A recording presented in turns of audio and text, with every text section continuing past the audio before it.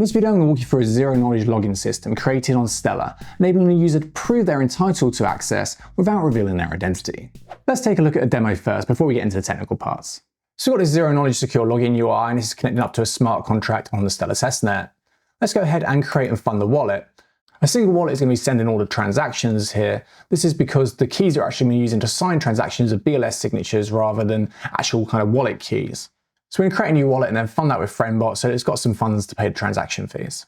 Now let's generate a ring and initialize the contract by creating 3 BLS key pairs and passing them through to the contract. We've now got 3 wallets that we can sign in with. Let's try wallet number 1 first. What we should see here, if this works, is the on-chain login counter increasing. Let's sign in with wallet 2. And every time that signature is verified, it's increasing the on-chain login counter. We're providing access to a secured part of the logic within that smart contract that increases this login counter without revealing the identity of the person that's actually accessing it. Stellar smart contracts have native BLS 12381 functions, which enable us to verify aggregated signatures on chain. BLS differs from the standard signatures we use in our wallets because it enables us to aggregate lots of the individual signatures into a single group signature and then verify that instead of having to verify each one individually.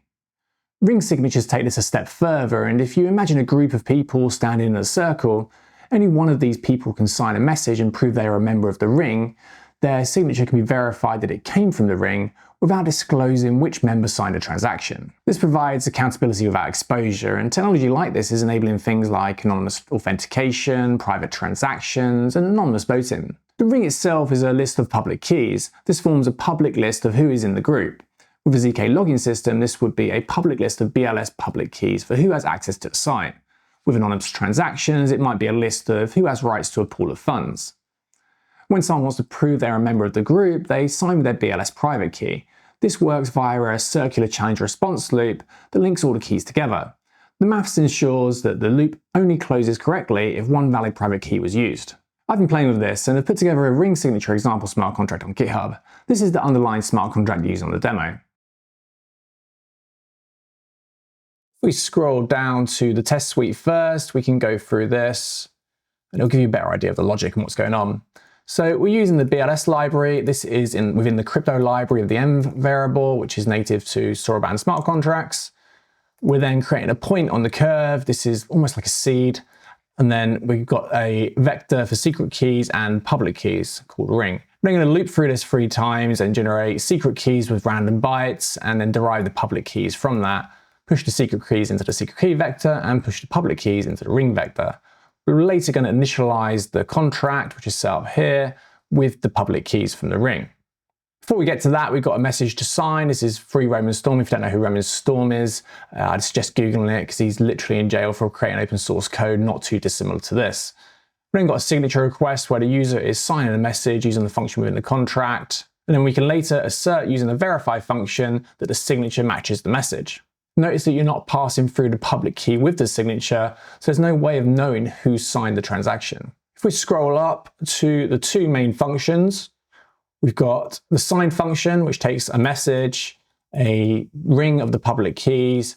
The secret IDX is the index of the user within the ring, which is important. You wouldn't sign this in a public transaction, obviously, because that would give away who it is. You sign this off-chain, then pass the signature through. And the secret key that you're going to use to sign, again, you wouldn't use this in a public transaction. And you're going to get back a ring signature. If we go to the verify function, we're passing through the message and the ring signature, and we're simply getting a Boolean true or false outcome to show whether the signature verifies or it doesn't.